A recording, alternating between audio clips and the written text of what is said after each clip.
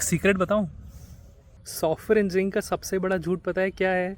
The cloud which everyone thinks is reliable and secure but it's otherwise. Cloud system कितना fragile है ये 2017 में हम सबने देखा है। एक अल्फ़ाबेटिक टाइपो ने पूरे ग्लोबल इंटरनेट को क्रैश कर दिया था। नेटफ्लिक्स, स्लैक, स्पॉटिफाई और बाकी और सबको इशू फेस करना पड़ा।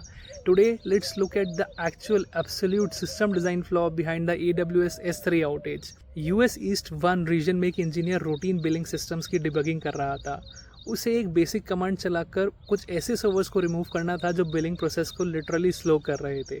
अब यहाँ पर उनके इंटरनल टूल्स का सबसे बड़ा ड्रॉबैक आता है, which was the biggest failure. AWS के इंजीनियर ने कमांड में एक छोटा सा अल्फ़ाबेटिक टाइपो किया और उसकी ऑटोमेशन टूल में कोई इनपुट वैलिडेशन या अपर लिमिट सेट ही नहीं थी। वो बोलते हैं ना, with great powers there comes great responsibilities. Tool ने चेक ही नहीं किया कि ये स्क्रिप्ट एक्चुअली में क्या डिलीट कर रही है। एक झटके में बिलिंग सर्वर्स के साथ साथ AWS S3 यानी अमेजॉन की कोर क्लाउड स्टोरेज के दो सबसे क्रिटिकल सबसिस्टम्स को भी टर्मिनेट कर दिया।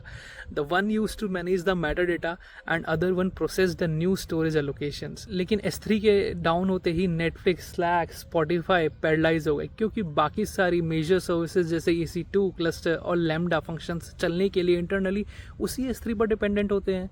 लेकिन असली फन पार्ट तो अब शुरू होता है, जब अमेज़ॉन के सीनियर्स आर्किटेक्ट्स खुद सिस्टम को रीस्टार्ट करने का ट्राई किया। उन्हें रियलाइज़ हुआ कि उनका अपना admin control panel, monitoring systems और रिकवरी स्क्रिप्ट्स भी बूट होने के लिए उसी S3 स्टोरेज का वेट कर रहे थे।